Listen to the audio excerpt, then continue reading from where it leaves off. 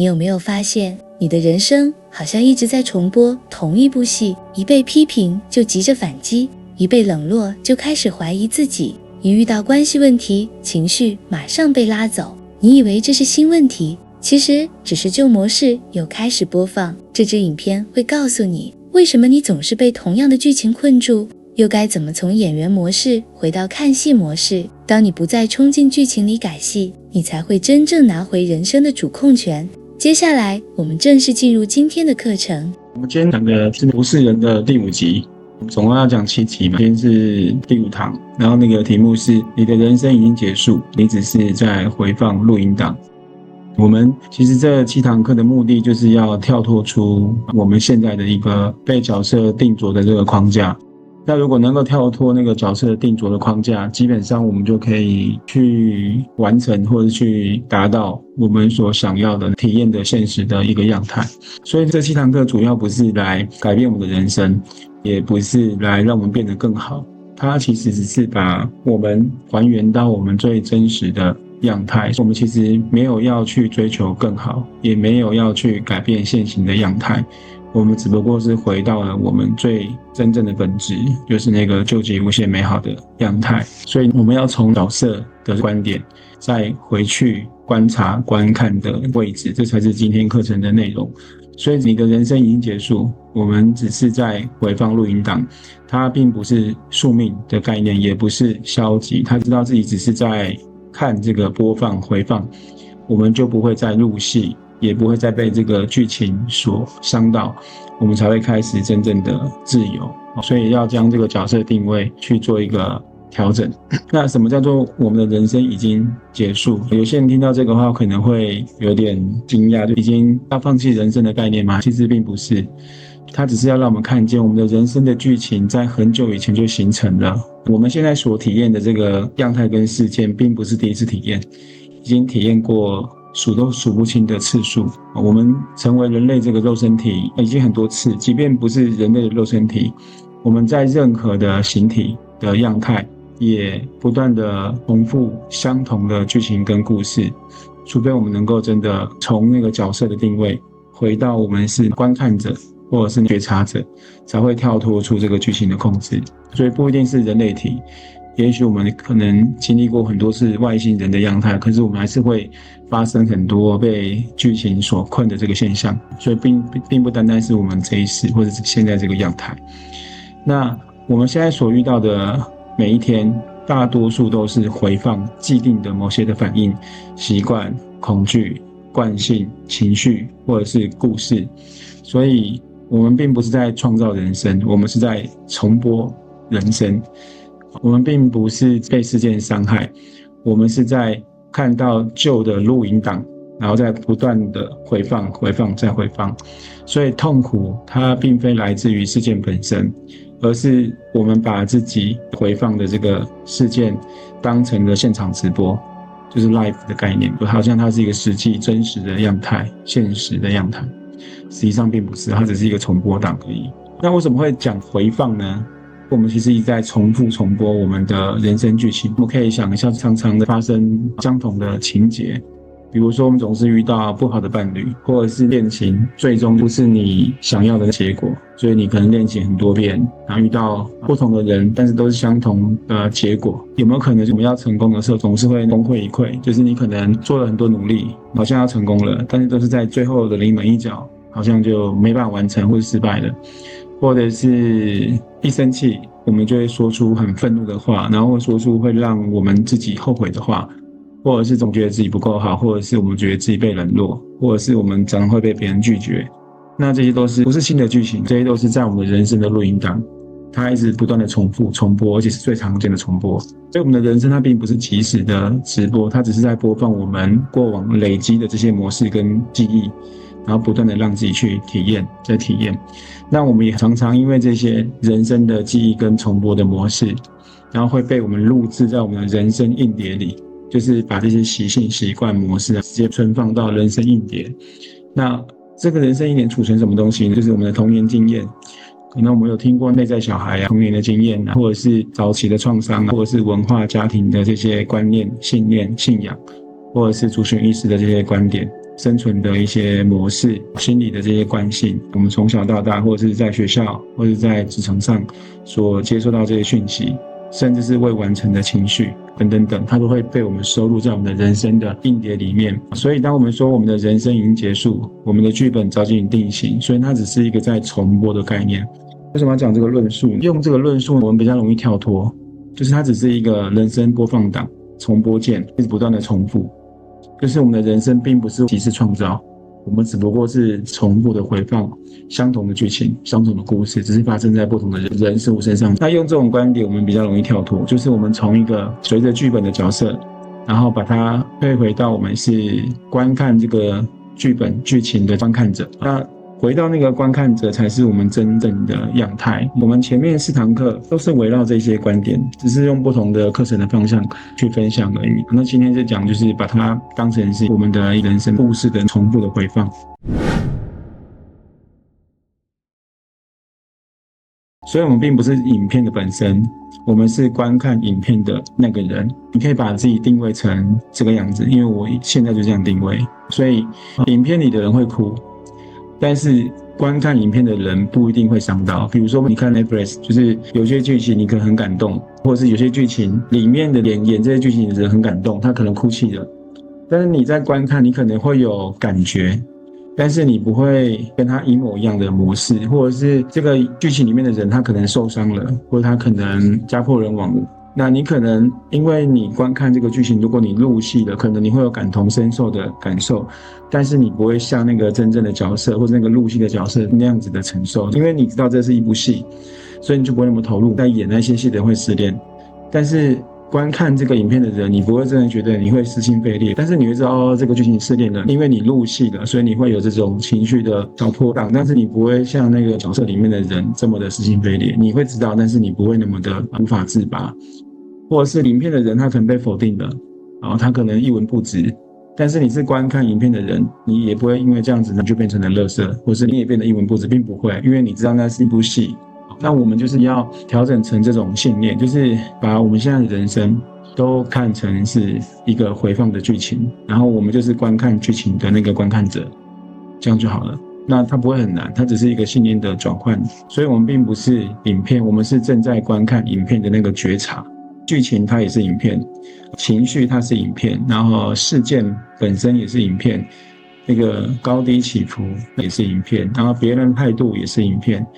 然后别人对我们的反应或是我们感受到的反应，它也是影片。但是我们是那个真正知道正在播放这个影片的人，就是我们是那个观看者或是那个觉察者。你不会随着影片的情绪高低起伏而随着它高低起伏，或许会，但是也不会像那个影片中的那个角色这么的强烈，你可能只会一点点的高低起伏，而且那个高低起伏也不会影响到你的人生。就是你看完这个影集或是你看这个影片，你把它关掉之后，你就不会太在意了。你可能会知道有这部影片，你可能会知道它有很多精彩的地方，或是让你觉得情绪被波动的地方，但是它不会影响到你的生活。我们就是要练习成这个样态，剧情它会改变，但是你仍然是你，你不会因为剧情的改变，因为你知道它是一个影片，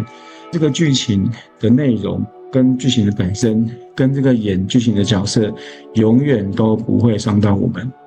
如果我们把我们自己拉回来，我们是观看者的情况之下，就不会被这个剧情本身所影响。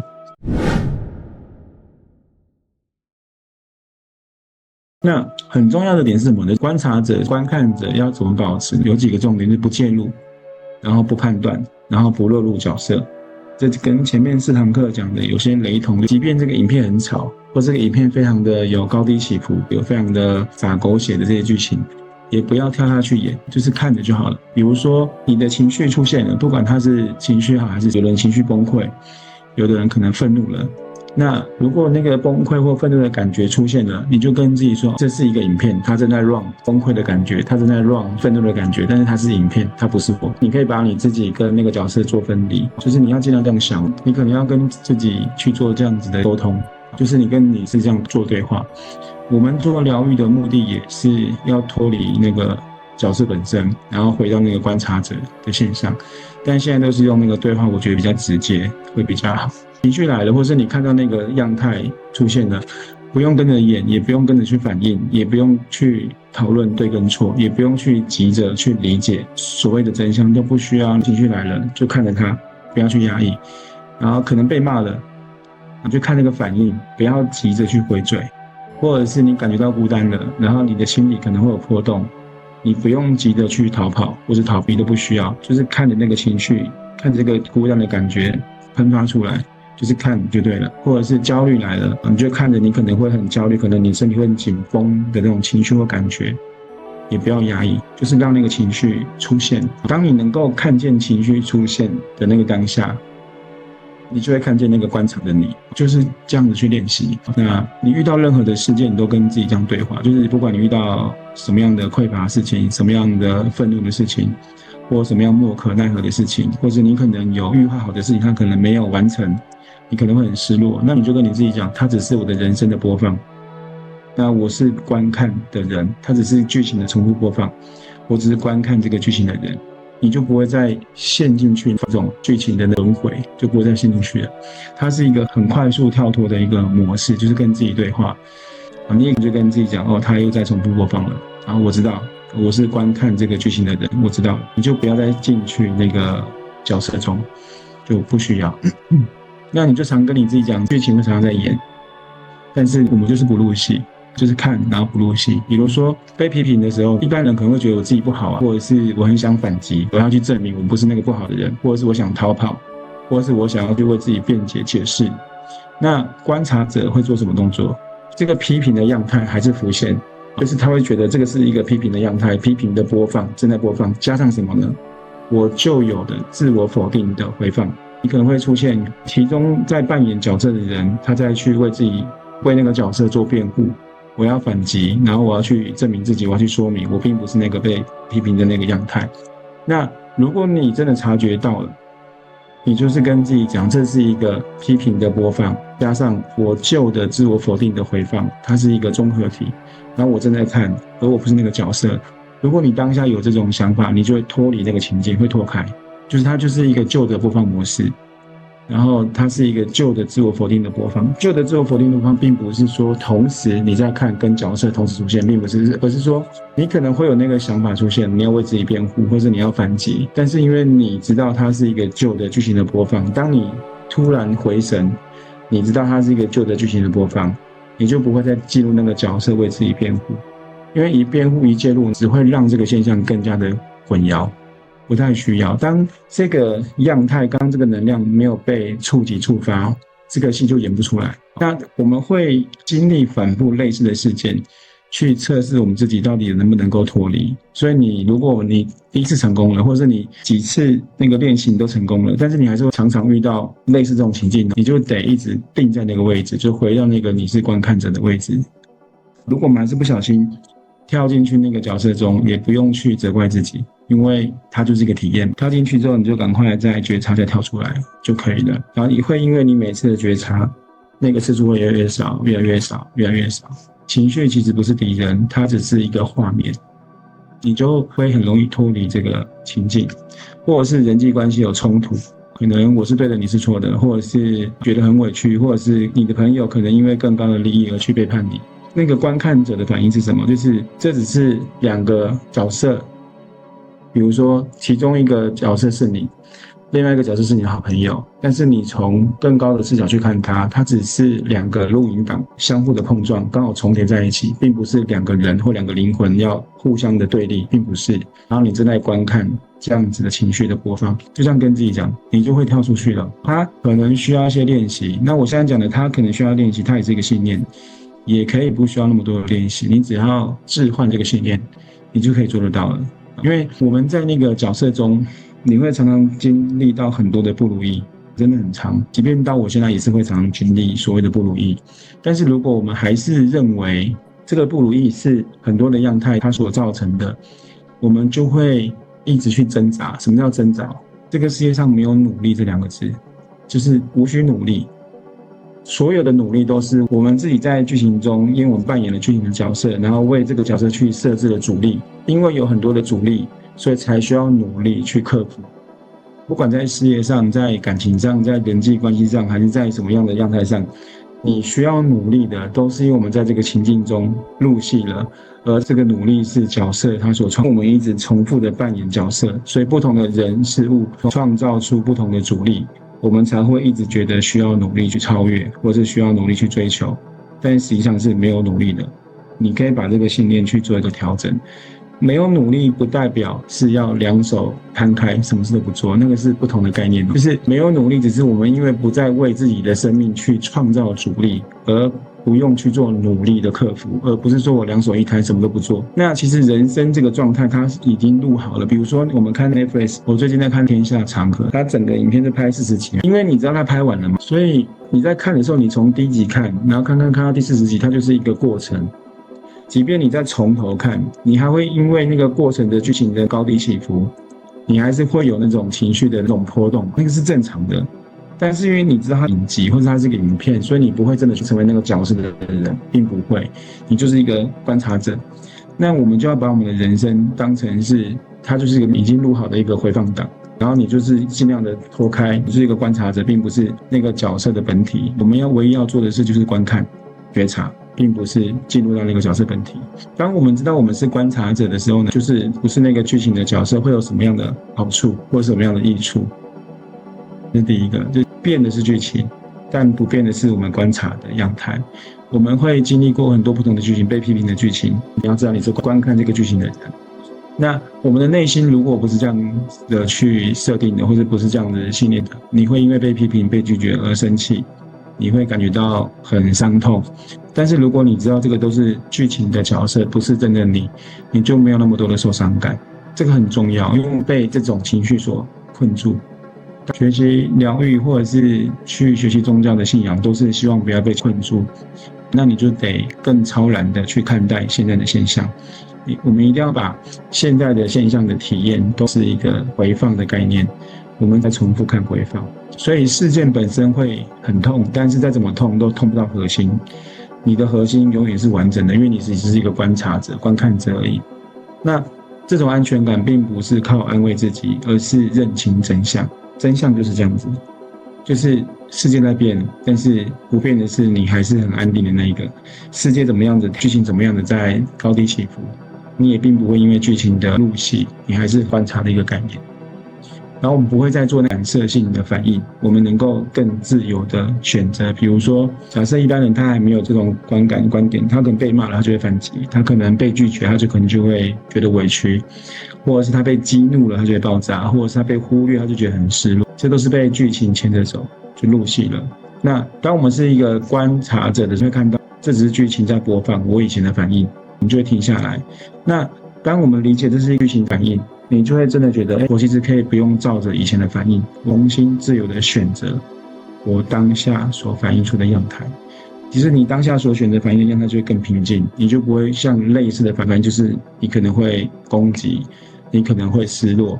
你可能会暴躁，你就不会了，你就会更平静，因为你知道这只是一个剧情的重播，你看到了你之前的那个反应跟模式，它只是在重复在上演而已。如果能够重新选择你新的反应，而那个新的反应就不会是过激的，也不会是失落的，它是很平静的，你就静静看着它这样子而已。只要那个能量没有波动的事情，就会像这个样态很平静的过去，就不会产生高低起伏波动的那种体验。第三个就是我们的情绪不会再被淹没。当我们开始看到生气，它只是画面动，会看到悲伤，它只是这个情绪的起伏。只要我们不要跳进去，而你是那个观察者，你就会觉得它只是一个我曾经的体验，但是你并没有入戏，所以你就不会随着你曾经这个过程、曾经的体验而进入这个戏中，然后承载这个情绪，就不会了，所以就不会再被情绪淹没，不会再被情绪所绑架。那你就可以让这个情绪自然的流通过。那你内在是稳定的，这很重要。就像最近我在我的工作上，我当然希望我的工作会更顺利，所以我们会有一些期待，就是我们可能谈了什么事情跟谁合作了，然后希望他能够更早做决定，那我们可能就会把这个希望放大，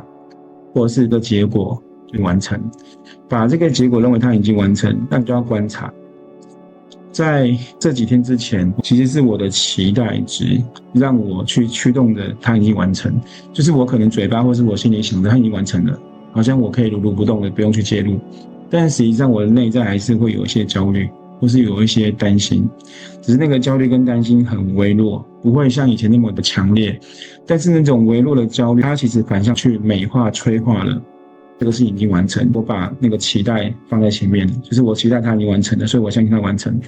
所以那个还是被我的情绪所推动而延伸出的产物跟结果，它并不是真的答案。但是这几天就是这几堂课讲完之后更安定，为什么？就是不用去期待，也不用去觉得停滞着就不如你所愿，没有这种感觉，因为对我来说它就是一个反复的那种剧情重复播放，就看着它这样子播出来流过去，播出来流过去，就不要再介入，就是一直回到我是观察的审美。那因为我不去介入，也不去推波它，它反而的速度会更加的快速，这是我现在理解的。我们的练习或是我们的模式，就是希望我们能够达到那个样态。另外就是那个人际的冲突会减少很多，就是不会再被对错所绑架。比如说谁生气了，你看到某个人他生气了，是他的录音档在回放，那你就跟自己讲，哦，这是一个回放档，或者是因为你可能说了什么话他在放，那你也可以跟你自己说，哦，这是他以前的记忆，这是一个影片，这是你跟他以前的反应，这是一个回放档，他正在回放。或者是他可能对你所说的话产生猜忌、不信任，你也可以说这是他的一个反应的回放档，或者是你跟他之间曾经发生很多次类似的回放档，他正在回放。那为什么这样讲呢？因为那个发生这个事情的回放，不管是他还是你，还是你们共同创造的这个回放，那个都不是你的问题，那个都是角色的问题，而你不是那个角色的本体，你是观察者的本体，就这样跟你自己讲嘛。他是对这个角色防卫，而不是你，你就会跳脱出这个情绪的困境。即便吵架好了，也不会有绝对的对跟绝对的错，都不会有答案的，其实是不会的。但是如果我们要分出对错情况下，受伤的还是会自己，程度的高跟低而已。那最好的方式就是什么？就是觉得他就是在回放这种剧本。我不是那个角色，我看这个剧情回放的人，然后你让那能量流过去，这个事情就不会再起伏出来，因为它不会伤到你，才是你真正的真相。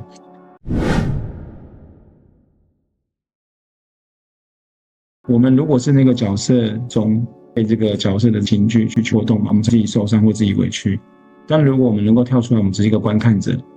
那你就不会有这个委屈或者受伤的感觉。你没有这种感觉，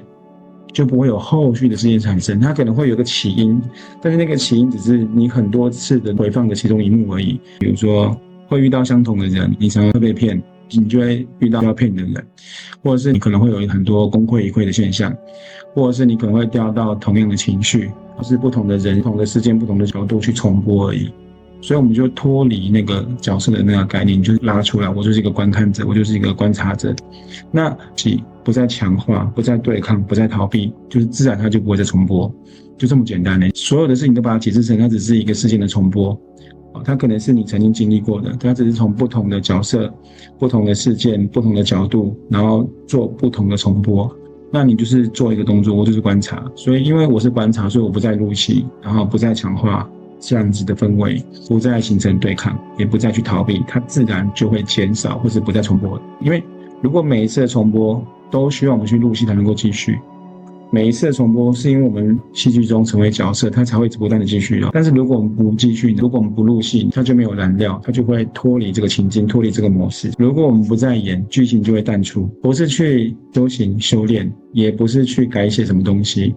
就像上堂课讲的，你不用改版本我们现在可能在最低版本，你可能改到最高版本，